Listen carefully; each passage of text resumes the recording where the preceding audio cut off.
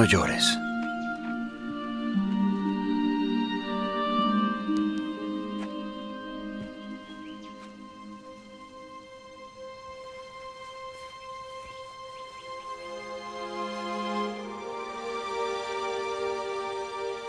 Joven, a ti te digo, levántate.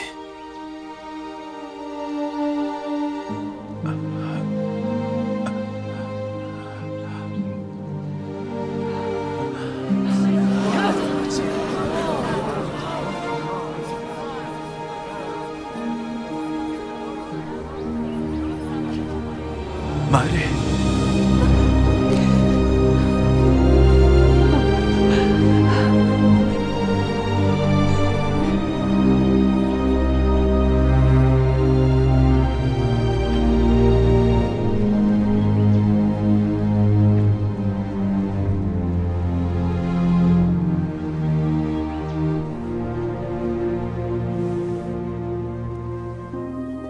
Un gran profeta se ha levantado entre nosotros. Dios ha visitado a su pueblo.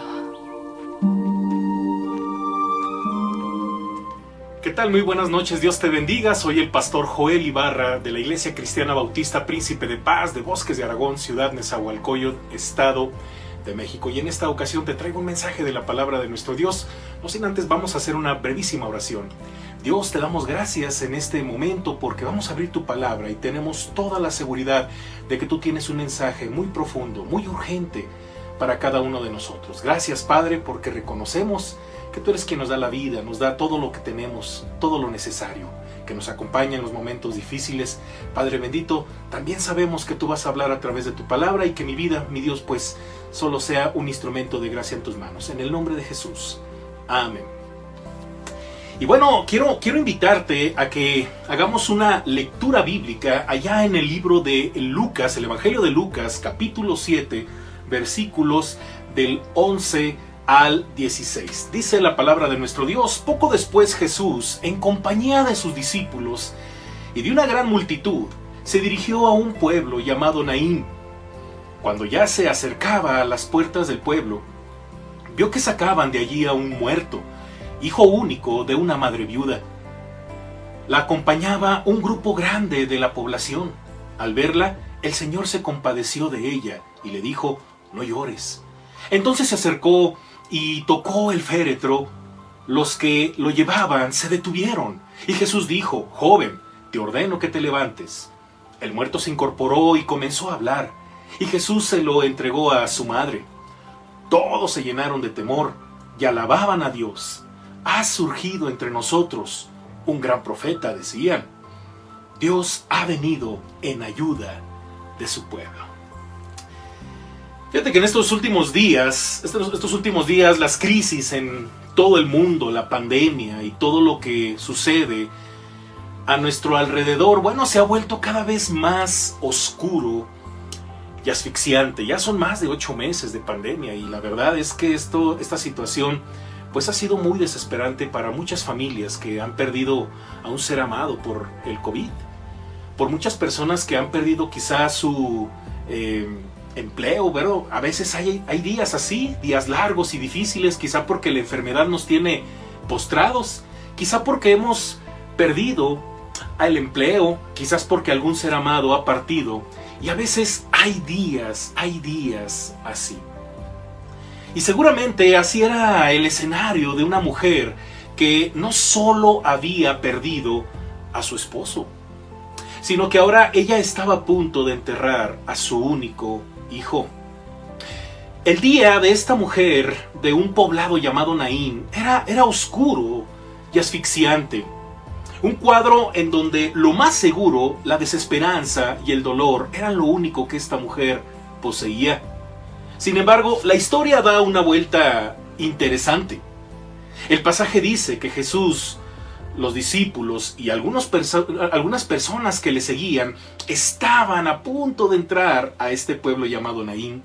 Se encuentran con esta situación y Jesús cambia la circunstancia de esta mujer, circunstancia de sombra y de muerte, en un cuadro de vida, gozo y esperanza. De tal manera que todos se llenaron de temor, alababan a Dios. y decían entre sí: ha surgido entre nosotros un gran profeta. Dios ha venido en ayuda de su pueblo.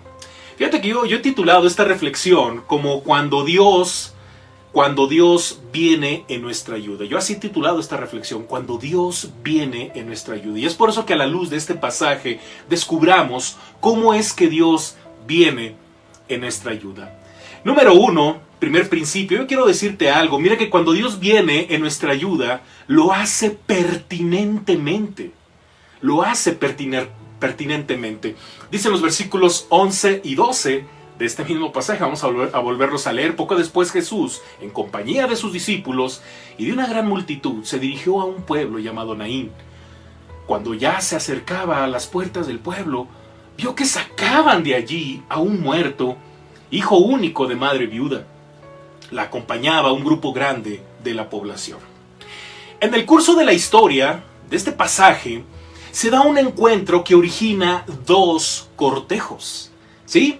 Por un lado, uno que entra poco después, como dice el pasaje, poco después Jesús en compañía de sus discípulos, ¿verdad? Bueno, se dirigían, discípulos y las personas que le acompañaban al pueblo Naín. Y por el otro lado, un cortejo que sale, uno que entra y otro que sale, ¿verdad? Porque dice, cuando ya se acercaban a las puertas, vio que sacaban de ahí un muerto. Básicamente lo que vemos en esos dos cortejos es un contraste. Un cortejo de vida, porque es Jesús con los discípulos y los demás seguidores, y otro cortejo de muerte, un cortejo fúnebre. Una imagen inminente de la vida frente a la muerte. No fue casualidad, no fue casualidad, sino fue providencia divina. Dios lo tenía planeado. Dios sabía que por allí no solamente iba a llegar a Naín, sino que se iba a topar con ese cortejo de muerte. Bueno, no fue casualidad, sino providencia divina que se diera este encuentro entre Jesús y la viuda. Un encuentro necesario que representa a una humanidad vulnerable ante la muerte. Podemos luchar contra muchas cosas en la vida. Problemas, enfermedades, desilusiones. Podemos levantarnos ante el fracaso y las pérdidas. Pero la fortaleza y el ánimo del ser humano no pueden contra la muerte. Cuando Jesús vino al mundo para vivir la vida perfecta que a Dios le agrada, la Biblia dice que llegó en un momento oportuno. Gálatas 4:4 ahí en la Biblia dice: pero cuando vino el cumplimiento del tiempo, Dios envió a su Hijo, nacido de mujer y nacido bajo la ley. Era tiempo de que Dios, hecho carne, en la persona de Jesús, como Hijo de Dios y como Hijo de hombre, viniera al mundo para salvar a la humanidad de sus pecados. La humanidad necesita que la ayuda de Dios llegue pronto, llegue urgentemente para enfrentar algo que es inminente y que es difícil de enfrentar. Estamos hablando de la muerte. La muerte reclama a sus deudos. La muerte dice: este me pertenece. Sí, endeudados por sus pecados ante Dios. Tú y yo hemos pecado y tenemos una deuda que pagar delante de un Dios santo. Entonces, como no tenemos con qué pagar, ¿qué hace la muerte? La muerte nos reclama. Por eso, al morir, la muerte exige lo que es suyo. Pero la Biblia dice, por eso la Biblia dice, porque la paga del pecado es muerte. Leemos ahí en Romanos 6:23. Por eso cuando Dios viene a nuestra ayuda lo hace de manera pertinente, porque sabe que somos vulnerables ante algo que es inminente y que, por cierto, tiene a la mayoría de la gente, sobre todo en esta época de pandemia, en este tiempo difícil de pandemia, a la gente la tiene aterrada. Dicen por ahí los que saben, ¿verdad?, que más gente se enferma o muere por el miedo que por la enfermedad en sí. Por eso Dios es pertinente y te está hablando en estos momentos. Segundo principio, cuando Dios viene en nuestra ayuda, lo hace misericordiosamente. Dice el versículo 13, al verla, el Señor se compadeció de ella y le dijo: no llores. En este cortejo se da algo maravilloso. Jesús vio a la mujer y se compadeció de ella. Lo hermoso de este pasaje es la iniciativa del Señor Jesús. El Señor no tuvo compasión por la fe de ella, mucho menos por el del muerto, pues el muerto ya no estaba allí, como dice Eclesiastés capítulo 10.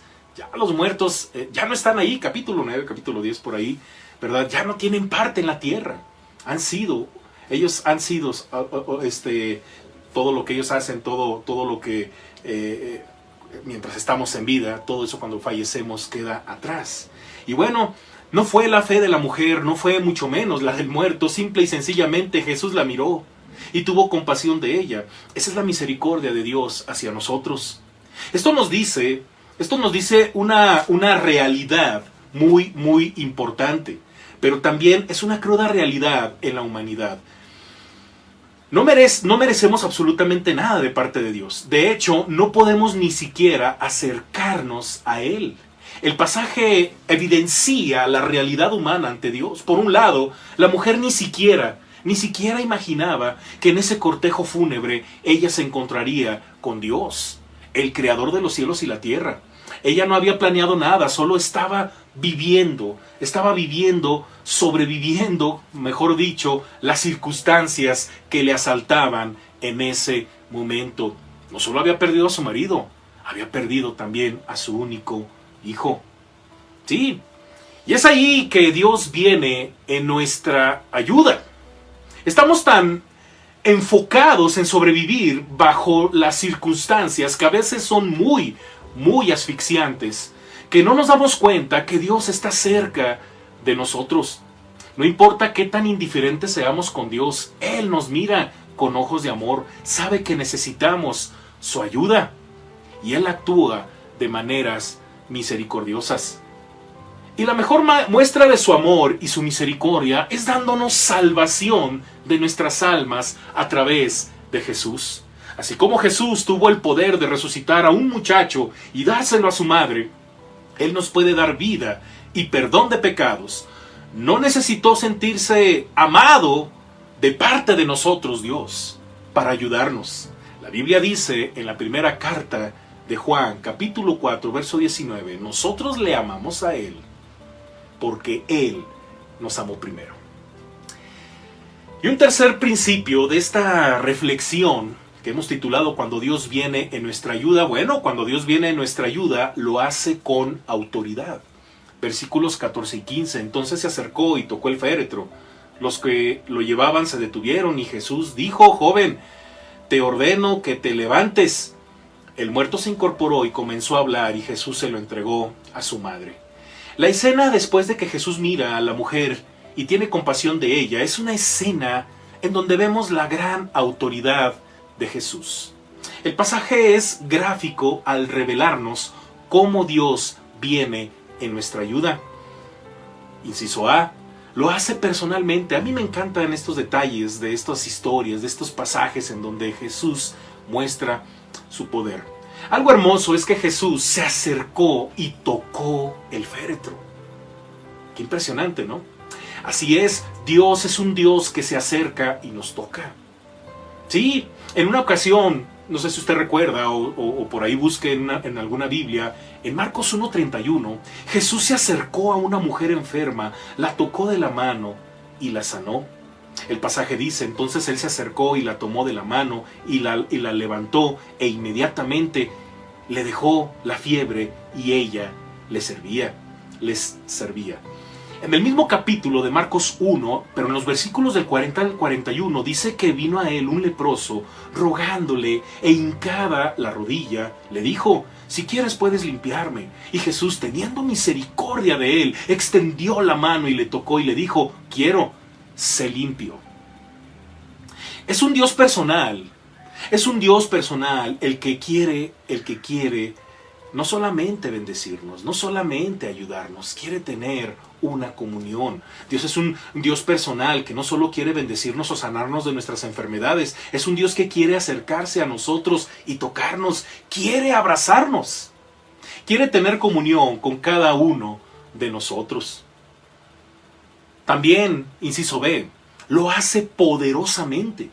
Me fascina, hermanos y personas que me escuchan, me fascina el hecho de que cuando Jesús se acercó, tocó el féretro. Y los que lo llevaban, dice el pasaje, se detuvieron. ¡Qué interesante! Así como Dios tiene el poder con sus palabras de crear las cosas y de poder sostenerlas, Él también tiene el poder de detenerlas, incluso de darles órdenes.